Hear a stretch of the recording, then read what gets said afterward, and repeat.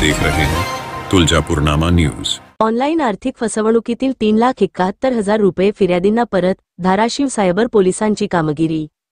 Cyber police Thane Dharashiv तक्रारदार रोहित अगरचंद पवार, वय 25 वर्षे, राहणार सापनाई तालुका कळंब यांना त्यांच्या मोबाईलवर अनोळखी इसमाने फोन करून फिर्यादींना ॲरेस्टर ग्रुप पीव्हीटी लिमिटेड या टेलिग्राम ग्रुपवर जॉईन होण्यास सांगितले होते। त्यानंतर फिर्यादींना CoinDCX या नावाचे ॲप डाउनलोड करण्यास सांगून फिर्यादींना वेगवेगळे टास्क देऊन गुंतवणूक करण्यास सांगितले। त्यानंतर फिर्यादींनी गुंतवणूक करण्यास होकार दिला असता फिर्यादींना जादा पैशाचे आमिष दाखवले म्हणून त्यांनी टप्प्याटप्प्याने एकूण 5,59,959 रुपये गुंतवणूक केली। त्यानंतर फिर्यादींनी सदर इसमाकडे गुंतवणूक केलेल्या रक्कमेवर मिळालेल्या नफ्याची मागणी केली असता फिर्यादींना टेलिग्राम ग्रुपमधून काढून टाकण्यात आले।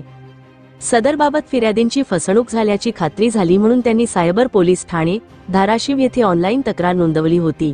सायबर पोलिसांनी तात्काळ तांत्रिक विश्लेषण केले असता फिर्यादींच्या खात्यातून आरोपीच्या विविध बँक खात्यात वर्ग झालेले सर्व बँक खाते गोठविले होते। त्यानंतर सायबर पोलिसांनी संबंधित बँकांच्या नोडल अधिकारी यांच्याशी संपर्क करून फिर्यादींच्या गेलेल्या रक्कमेपैकी 3,71,000 रुपये आज रोजी फिर्यादींना परत करण्यात धाराशिव सायबर पोलिसांना यश आले आहे।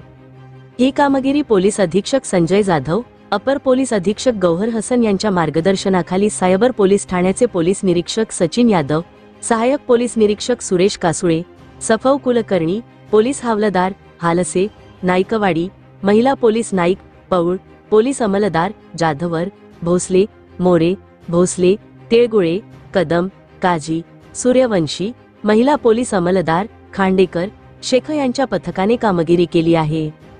सायबर पोलीस ठाणेच्या वतीने सर्व नागरिकांना आवाहन करण्यात येते की कोणत्याही अनोळखी mobile क्रमांकावरून message, link, phone, QR code आल्यास खात्री केल्याशिवाय आपल्या बँक खात्याशी संबंधित कोणतीही माहिती व OTP फोनद्वारे देऊ नये किंवा लिंकवर क्लिक QR कोड स्कॅन करू नये।